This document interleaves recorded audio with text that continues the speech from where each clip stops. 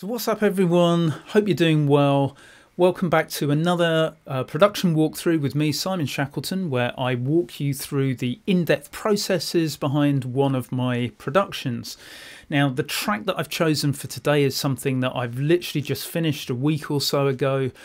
The track's called Phaistos or Phaistos, and it's a kind of banging piece of techno, which is sort of unusual for me. I tend to keep the BPMs down a bit unless I'm working with you know, my sort of breaks and breaks adjacent material. So this particular track is a bit of a slammer, and what I'll do, as I usually do with these things, is I'll just play through a couple of chunks of the track so you can familiarize yourself with what it sounds like. I'm going to play this just off the mastered version, which is, you can see at the very bottom of my list of parts, and then what we'll do during the session is we'll kind of move on to looking at the actual kind of mixed down version without the master processing on it. So without further ado, I'm just going to drop in at bar 9 here, and then I'll jump a couple of times through the track just so we don't have to sit here and listen to the entire thing.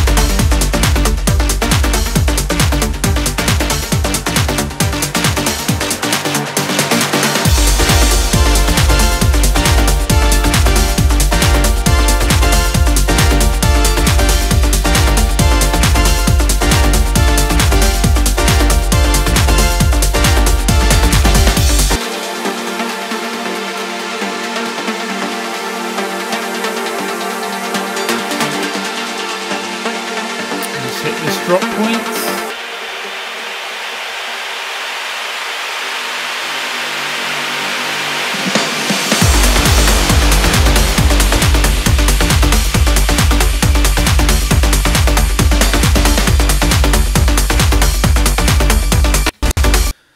So this is Phaistos. This is a pretty feisty little track.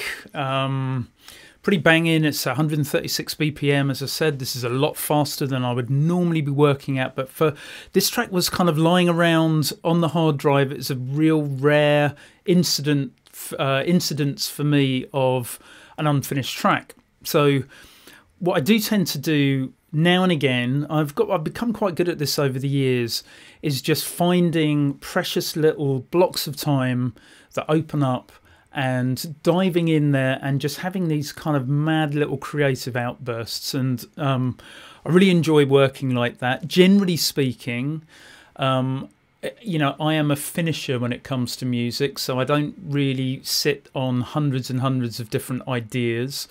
Once I find something that I'm excited in, I'll simply finish it. Generally speaking, if I don't find it that exciting, I'll kind of repurpose it, or I'll just work on the ideas until I do. I'm quite kind of business-like when it comes to creating music. And for me, you know, a track it doesn't exist until it's finished, if that makes sense. So I know a lot of people out there, a lot of producers have often hundreds of tracks that are unfinished on their hard drives. And this is something that I talk about quite a bit in my mentoring sessions. And it's something that I've helped quite a large number of people now work through. And this idea of just being able to kind of push through and get to the point where you have technically finished a track is such a valuable skill, because it's actually only then that you get to kind of turn backwards and look at all of the decisions that you made when you were designing the track from that standpoint of seeing it as finished. And if you've never really got to that point before, I think you're missing out on so many little epiphanies that you have when you're able to have this big picture mindset and just step back from your music, stop seeing it as a series of zeros and ones and of little pieces of detailed work, and start seeing it more like the average person listening to it in the street would, which is just a finished piece of music. So a lot of the time when you do that and you go through this process of mixing a track down, you'll have these epiphanies on some of the sounds that you used. For example, in the mix down stage, if you find yourself really working hard on your kick drum to give it enough punch, chances are there's something missing from within your kick drum, or maybe the choice of kick drum wasn't the best. I mean, the good news with that is there's always stuff that you can do to make a difference. And this track's actually a real case in point with that. When I first wrote this track, it wasn't quite as heavy as this. It was smoother. It was more of a sort of floaty piece of techno, even though it still had some speed. But as I worked through the layers, and we have, I think, 58 different layers on this track, which is fairly typical for, you know, the way that I produce, as you'll know from several of these production walkthroughs now. So sometimes you get to the point, as I did with this, where I get to the mix down stage and I'm kind of, you know, this kick drum's pretty tough, and the kick drum itself sounds like this. So, you know, it's a classic 909 kick, but it has some saturation that I put on it. I've been quite aggressive with it. But what I felt was, with all of this energy in the kind of mid-range and the upper mids, and just quite a lot of top end in there as well, the kick drum, which is the only thing that's really pulsing the track along, just didn't quite have enough weight to carry things. So that's our kick. So actually, when it came to the mix down stage, what I really needed was a bit more of a click going on. So, you know, like with a kick drum, you have a beater and you're hitting the the skin of a kick drum, and the sound that the beater makes is quite toppy. It's quite clicky. It's something that really punches through the mix. And a lot of times with live kicks, you know, you'll look to sort of mitigate that clickiness, depending on whether, you know, the kick drum's been mic'd. In electronic music, you know, a lot of the time what we tend to do is we tend to just work so hard on the sound that we've chosen to try and make it do what the hell we want it to do, that we lose sight of the fact that we can simply find another layer and bring that layer in to fill the hole and to do the job that maybe the sound isn't quite doing. And I think when you start thinking about sound in those terms and not asking quite so much off every single component of your track, then all of a sudden this whole new world opens up to you in terms of sound design and audio production. As an example, you may find that you have a pad sound which is just really nice and lush, and it has this sort of warm, like low mid-range to mid-range tone to it, but within the mix it's just sitting far too back. It's too recessive. Rather than trying to then EQ some mids, you know, and upper mids out of that sound when they're not really there, rather than changing the entire quality of the sound, a better option sometimes is just simply to find another pad sound and bring it in to give you those tones that you are missing from the sound that you've got. And so it is with this kick drum. So, you know, all I did here is I just found this sound. It's again another kick drum, but this particular kick just had a little click at the top end of it that I wanted to highlight, and it sounds like this. It's almost like the metronome on Ableton, but you put it together with the other click. And obviously, what I've done with this is I use some very, very sharp envelope shaping just to get rid of any sense of decay from it, because all I want is that click, right? That's the bit that's missing from my kick sound. And then took everything out of the bottom end altogether. So let's just loop round a couple of kicks here. And that's basically how it sounds. So if we just highlight this, I'll just take out this kick pulsar here, and then take this out.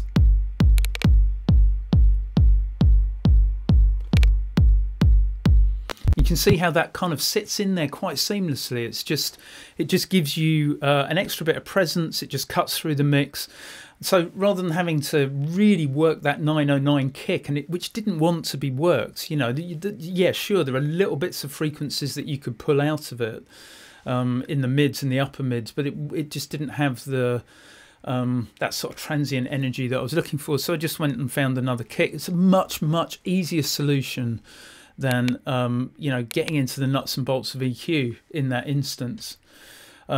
So like this track, one of the things that really interested me, and one of the things I kind of wanted to focus on today, is the effects returns, sometimes known as send effects. And you can see they're all lined up down at the bottom of the track here. Now in a piece of techno and any dance music really, I think one of the most fundamental keys to the success of the track are the kind of, first of all, there's the layers and the way that dance music kind of ramps up and it ramps down, and that's why, partly why I have so many different parts here, have so many individual layers that can just kind of creep into the mix and then creep out, or come in like those big chords we were listening to earlier, those big synth chords. You know, in the case of those chords, they don't creep in, they just slam in. But the other thing that's really important is this idea of ghost notes. Now, ghost notes, if you're familiar with live drumming, you'll understand what ghost notes are. Ghost notes are, if you imagine like the Funky Drummer, the Clyde Stubblefield Funky Drummer loop, absolutely iconic drum loop, been used on tens of thousands of tracks over the years. If you were to take out all the little subtle hits of the snare that happen in between the main hits of the snare, you'd end up with something that was really quite lifeless and just didn't have that fundamental funk to it. And that's what I mean by ghost notes. The ghost notes, the little incidental fills, the little sounds that just occupy the space in between, if you like. Now, one way that you can create those ghost notes is to get into your drum programming and start getting incredibly detailed with different velocity curves and, you know, hand mapping different sounds and you know, different levels, and just making sure that it has that kind of live feel. That's one way of doing it.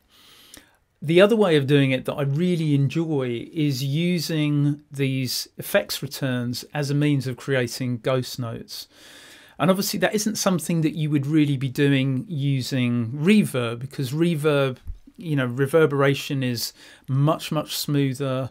And whilst you can hear kind of slapbacks and you can put pre-delay on reverb, that's not really the kind of effect that I'm talking about for creating ghost notes. I'm thinking more about delays, and the way that delays can not only fill in the gaps between notes, but quite subtly, they can also fill in the ghost spaces that exist within the three-dimensional stereo field. And that's something that's a really valuable thing to to do and also to have on an effects return. The reason it's so valuable on an effects return is that by having the effect controllable independently of the dry signals that you have within your track, and also minimizing the number of delays so that you're not completely baffling the listener by pulling them in 101 different directions, it just gives you a real sort of sense of glue. So it can pull elements together that may sound slightly fractured or disjointed when they're heard dry. The other thing that it does is it allows you to be really focused with the dry sounds that you're using primarily up here in the kind of meat and veg of the track. It means that you're not necessarily having to work too hard. You know, for example, in the drum parts, which we'll listen to in a minute, you're not having to work too hard internally. Like, there's not a lot of processing on the drums. You actually want them to be relatively dry, and then, you know, we use the effects returns to create that sort of that wetness, to fill in that ghost space and also to fill in those ghost notes. So with that in mind, let's just have a listen to the drum parts here. Now, bear in mind that these drum parts, in fact, I'll play with the kicks, and then I'll play some of these drum parts and we'll take the kicks out of the equation just so you can hear more clearly what's going on. And we'll look at exactly what's being sent to these effects returns in the drum parts, and how what's being sent there is creating this kind of like humanized feel that's helping gel the entire track together. Let's just give it a listen.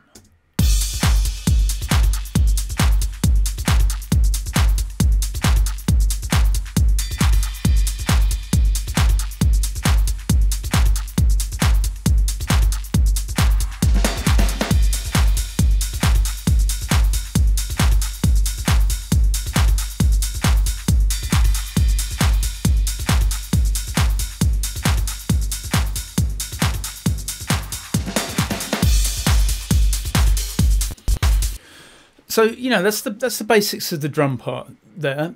We have, let's look into the drums in a bit more detail. We'll get rid of the kicks there and just open up the drum group itself. So, as usual for me, there's a whole bunch of different parts here.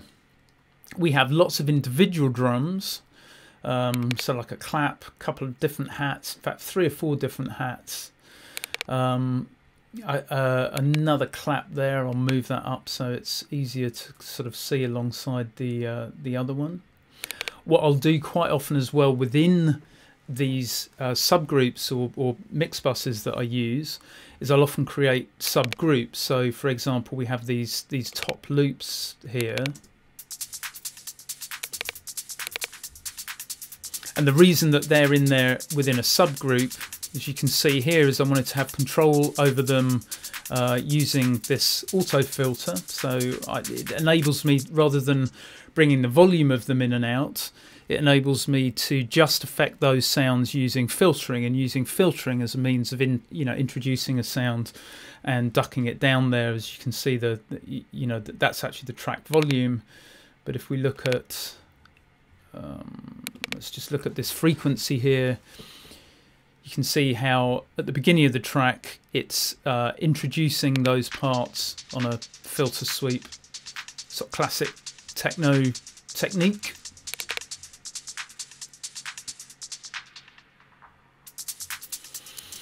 So that's really the point. I mean, you know, there's lots of uses for subgroups and groups. Like, for example, in this track, I could certainly have, you know, group together, say, the hi-hats, or put these claps together.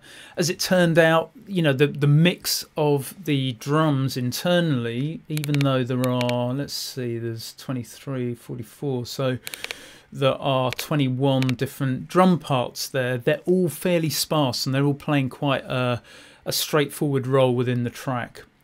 So there wasn't really any need for subgrouping in most cases. The exception, of course, is these top loops, and then the other exception of the live drums.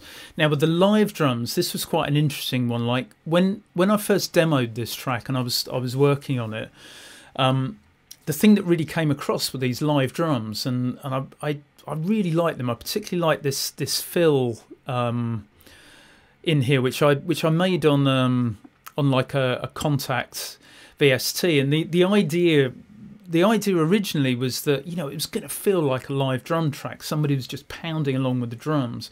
But actually when it came down to it, because of the sort of overtly techno nature of the track, it didn't feel like that good a fit. But at the same time, I wanted to maintain the feeling of there being a live drummer in there. And that was a bit of a balancing act, kind of getting these elements to work together. So if we just listen to what the live drums are doing, say somewhere like this, where we've got a snare, a kick, a hat, and the snare fill, and we listen to what they're doing, it's surprising how little they're actually contributing to the track. But what's really contributing and making the listener kind of dial into that live sound are these fills, and these fills are quite deliberately mixed very high in the mix, just at the end of each 8-bar section, just to give it that kind of feeling that there's a live drummer playing. And then the point of these drums were really actually just to bed down into the general sort of sonic character of the track, so that you know, you could tell that they were there, but they were not sort of the loudest thing in the mix by any means. So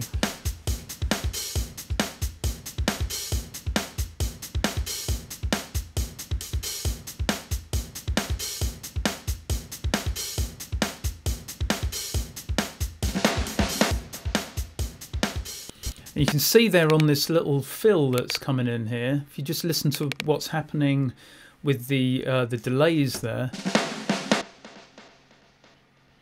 you can see how they kind of bleed over into the next section, and that creates this sort of ghost notes, and it also creates this sense of ghost space. So you're filling out some of those wider sort of stereo components. The other thing that's happening with these drums, like the kick drum here especially, has quite a lot of reverb on it, and it's not something I would normally do, but I liked what was baked into this within the Contact VST that I was using. So I was actually using that reverb. It's pretty low in the mix, the kick here, but the reverb itself is just being used to almost add a sense that there's a live drum in there, but without using too much of the dry signal, so that you've got that kind of overloading what's already quite a heavy rhythm section with that kick that we looked at individually. So a definite balancing act with this one.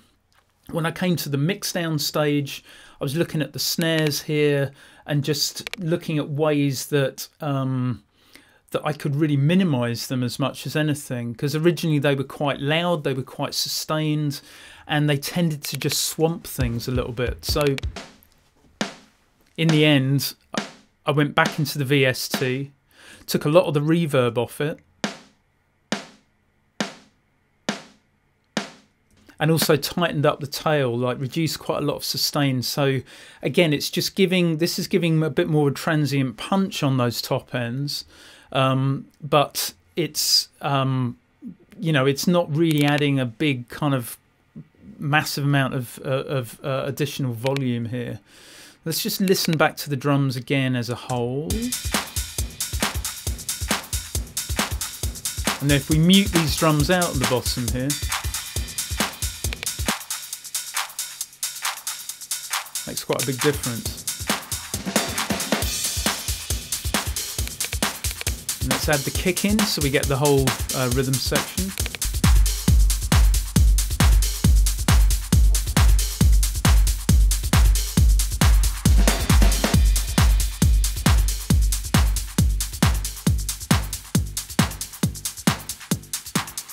And it's really clear that the kick is super dominant, as it should be in a track like this.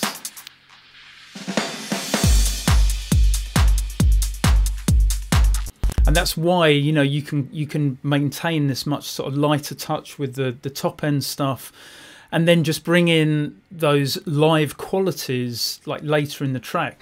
Now you can hear, if we take out these live drums for a minute and just listen to the drums without them, we'll get a better feel for what's happening with some of these little ghost notes that are happening, that are being triggered off the various delays there in the bottom end.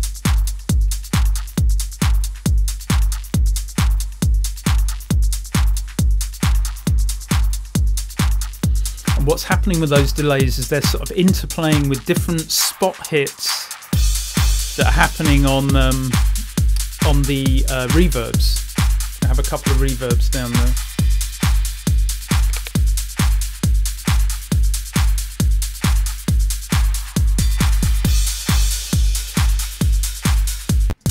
So if we look at the delays that we're hearing, let's just listen to just the effects returns here.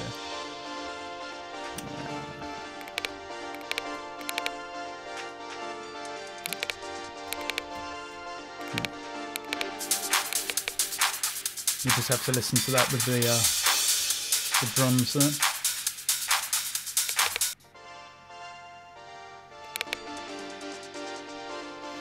So part of the reason as well, like, you know, quite often I'll route drums and synthesizers to different delays, so you've got different control.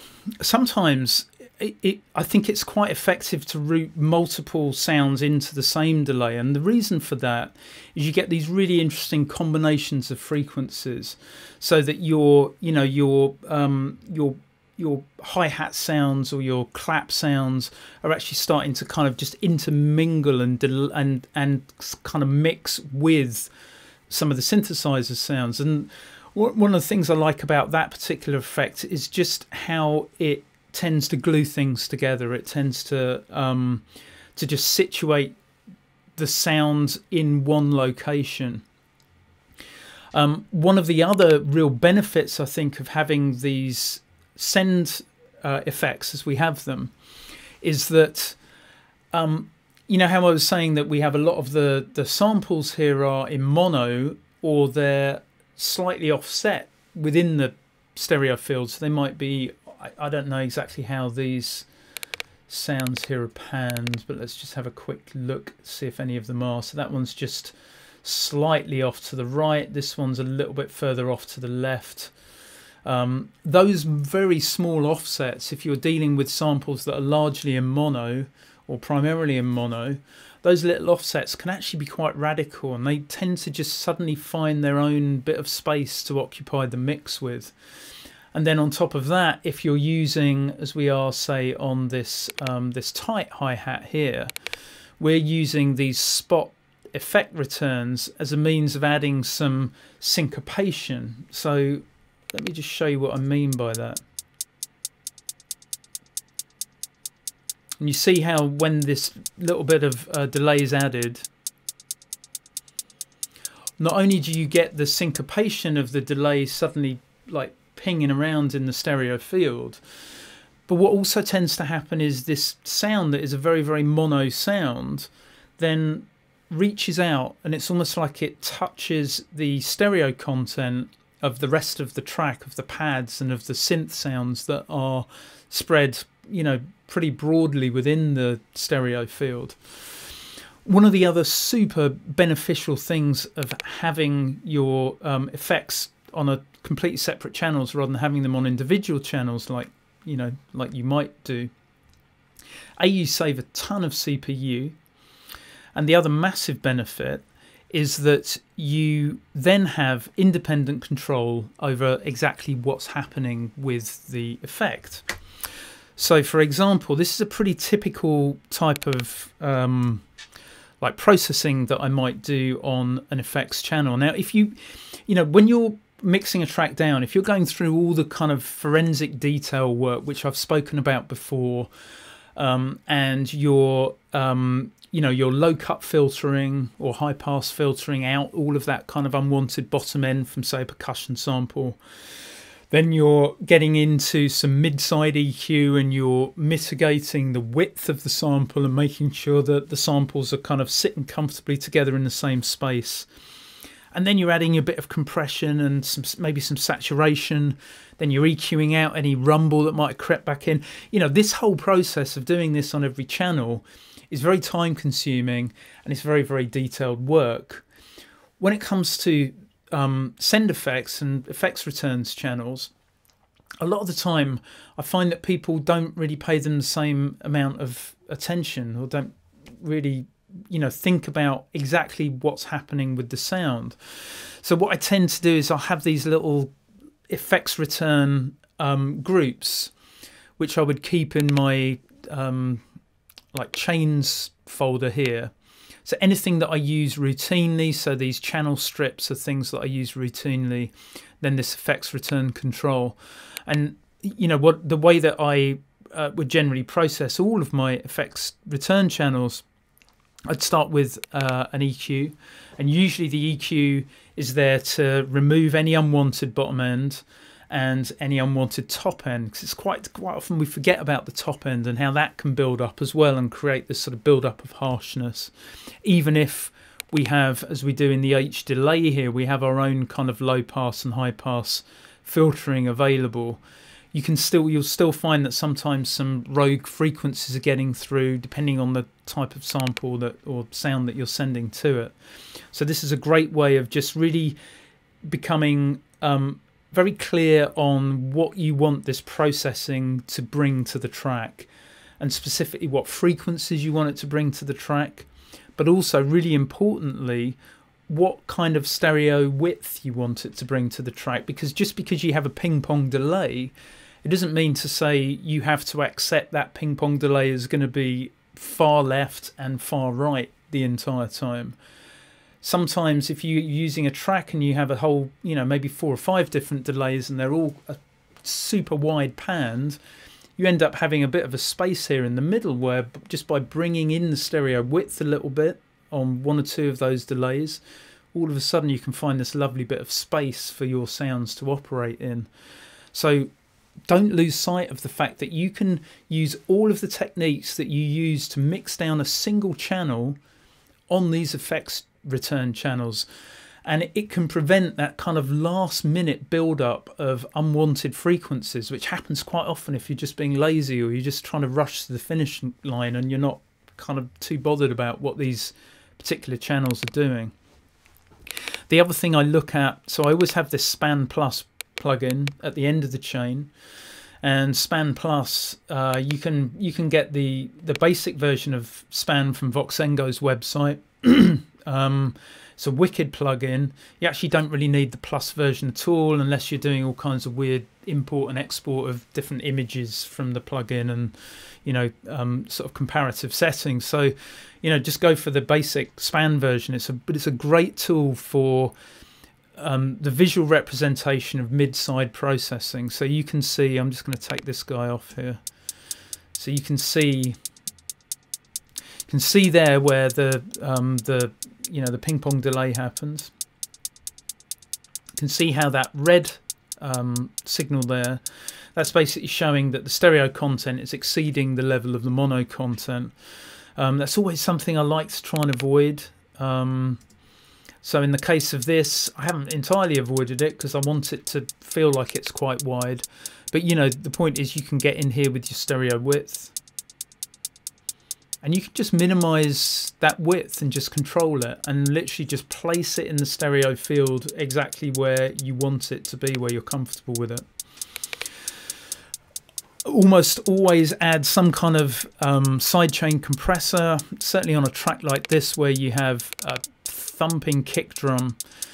And by adding these sidechain compression moments to each of your effects returns, what you're effectively doing, it's almost like parting the curtain and just allowing your kick drum that little bit of space each time it hits. Think of it like an automatic volume control that you can use across pretty much anything on your track, just to allow that kick drum to have primacy and to really punch through the mix. You know, you'll find that as you start adding, let's just listen to all of these different effects returns at once. You start adding all of this information together. You know, you're building up quite a lot of signal. You're building up quite a lot of additional sonic material for the track, and all of that is going to be taken out. If we look at the master here, we just go into session mode for a minute.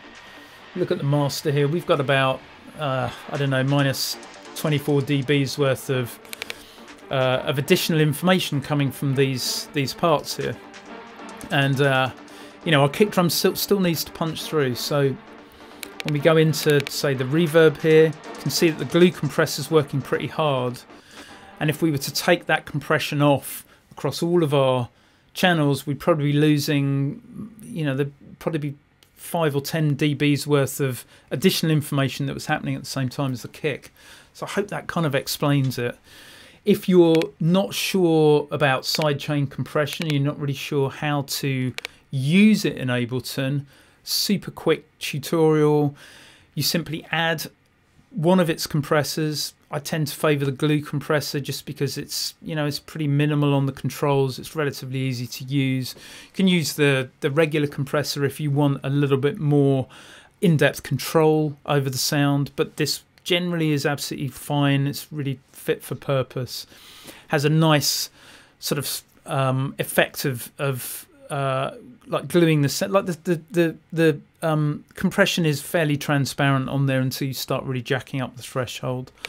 So as far as the sidechain goes, in order to activate sidechain mode, you click on sidechain until it goes yellow, and then you choose which part from your track you want to trigger the compressor on that channel. So in this case, we're using our 909 kick, and what that means is, depending on where you set the threshold, and the lower you set the threshold, the more compression is going to be happening on your part. And I will show you that just by jacking it the hell up. You can see as we jack that sound right up. Let's see if we can find something that's got a bit more.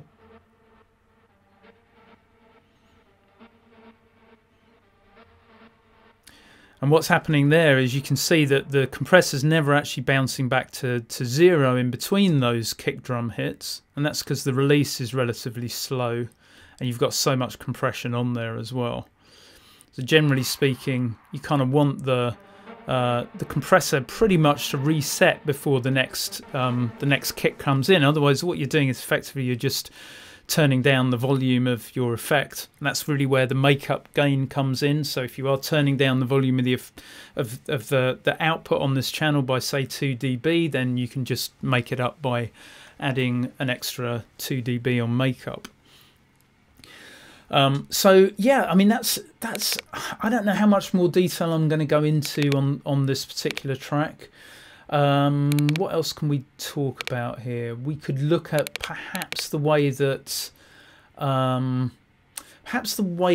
of these techno pulses work with effects returns as well. So you can see here that there's some automation here on the reverb side of things, for example.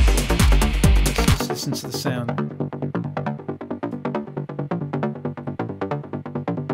You can see what's happening here over each 2-beat period is that I'm just ramping up. So this is automated right the way through the track, and what it does is it just gives this techno pulse, like a lurching feeling, and it kind of grows over those 2 bars. So if you imagine, like, these are the main hits, the first and third beat of the bar, sort of feel it lurching every 2 beats into that point, and then it cuts back each time when the kick drum happens on the 1 and the 3.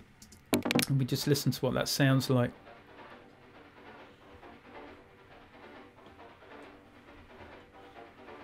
So in a way, you could think of that like a similar pumping effect that you would get from a very, very heavily overused sidechain.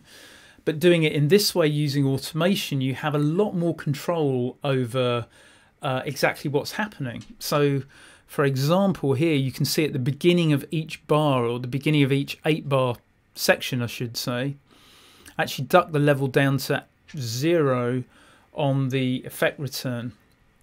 And the reason for that is because generally speaking, on the first beat of each 8-bar section, there's a bunch of stuff happening. It may be, you know, cymbal crashes. It may be some, you know, whatever, some other bits of ephemera kind of, you know, like wading in. But it, you know, it's a technique. It's a form of kind of compression in a way, but it's just simply done in a different way using automation.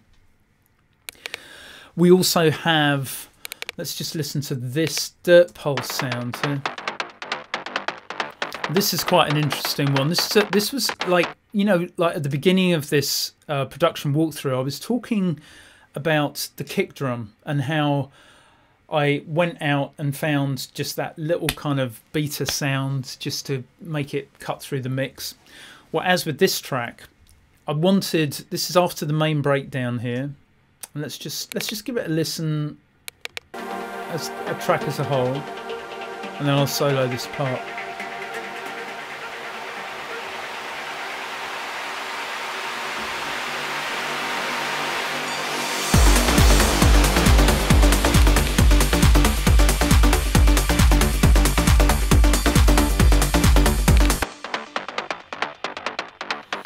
And again, if you go into the automation here on this part, what this automation's effectively doing here, you can see what's happening. It's all quite complex. It's not that complex to do. Like, you're literally just doing half a bar and then copying it across the whole track. So it's not like I've sat here for 5 hours just meticulously putting all of these lines in. They're doing the same thing. But what this is effectively doing is it's actually creating little ghost notes out of this riff. So if I were to, say, take all of those and just delete them, and then just play it as it stands, and I'll just play round so you can hear the first bar without those bits of automation in, and then the second half with the automation in.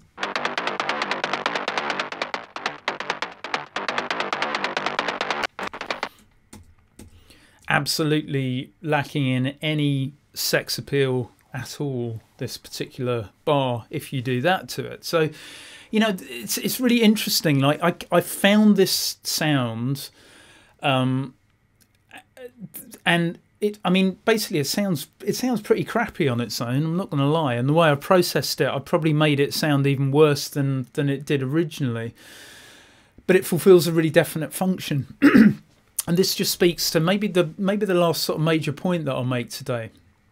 And that is understanding what the role and function of every single part in your track is. And this is something that I don't feel that perhaps people pay enough specific attention to, or maybe they don't know to pay enough specific attention to.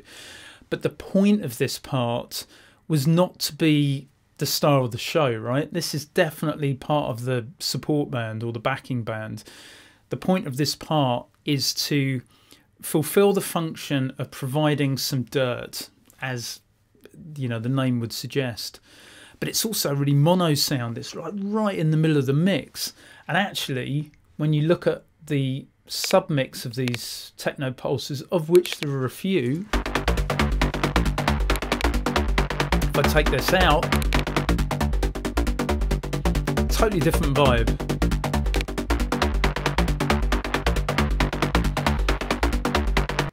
And you can hear now as well, you can hear why I've picked out those particular tones, like using this volume curve that I did, and relegated some of the other tones, like these ones here, these hits here, and these little volume sweeps here. The reason I've done that is so that it merges perfectly with what the other techno pulses are doing as part of this group. So this pulse is fulfilling a very, very specific role. It's providing something bang down the middle. It's also providing a kind of aggressiveness that the other techno pulses are not providing. They're providing this kind of widescreen, you know, stereo feel, and they have a real sort of purity to them, I guess, whereas this sound is the absolute opposite, and it just sits there in the hole and just creates that extra bit of edge and that extra bit of energy for our play out section of the track. And actually, when I was trying to figure out how to arrange this final section, if you just look very roughly at these parts and what they're doing, this is by and large, sorry about that. There's some of our timeless reverb, I think, being timeless. But if you look at this section here, this density of information that's happening is pretty much the same as what's happening here, maybe with one or two slightly additional elements, probably just ride cymbals or something like that. So really what the breakdown has done is it's tapered away to virtually nothing, and then I wanted to come back in with these techno pulses, but also allow some space for those big stringy pads, those big chordal pads, to lift things up 16 bars down the line. And that particular dirt pulse just fulfilled that function really nicely. So let's just play that section and should illustrate what I mean when these big pads come in here.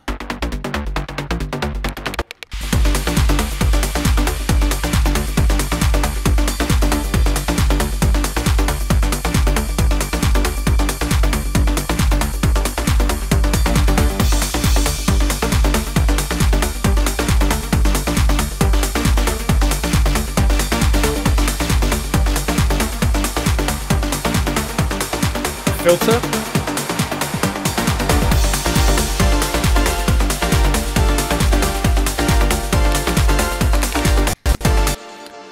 And just one last thing to illustrate as well. So this is when the track's obviously going hell for leather, everything's in there, everything's kind of pounding along.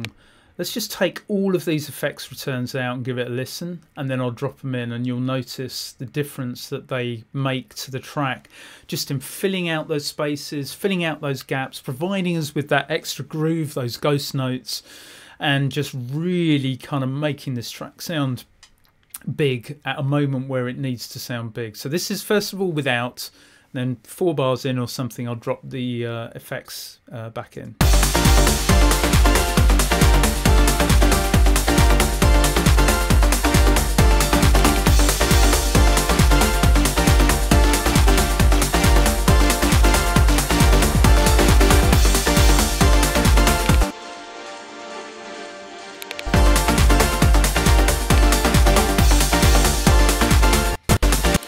And I think the other thing that this illustrates as well is the importance of getting your mix right when the sounds are by and large just the dry versions without the effects returns. Because I think if everything balances with your dry signal, then bringing the wet signal into play is relatively straightforward. It's just a case of, you know, making sure that the stereo field and the frequencies are being controlled a little bit, and just making sure that the levels are sitting comfortably, so they're not overwhelming the dry stuff, but they are adding the qualities that you specifically have brought these effects in to do. Anyway, that's going to be all for me today. If you've enjoyed this video, please like and subscribe to the channel. Really appreciate it. And, you know, tell your friends about it if this kind of content is up your street. I'm also launching, it may already be out by the time this video comes out, but I'm launching an entire series that goes into a ton of detail on crafting a perfect mix down. So check that out. That will be in its own playlist on my channel. And also, while you're here, why not check out my website at mixingmasteringmentoring.com, where I offer one-to-one mentoring sessions, as well as mixing and mastering services. And I'll be shortly featuring a host of free PDF downloads which contain an absolute ton of nuggets of production information to just really help you turbocharge your own learning. Anyway, hope you enjoyed the video, and I will catch you next time. Thanks for watching.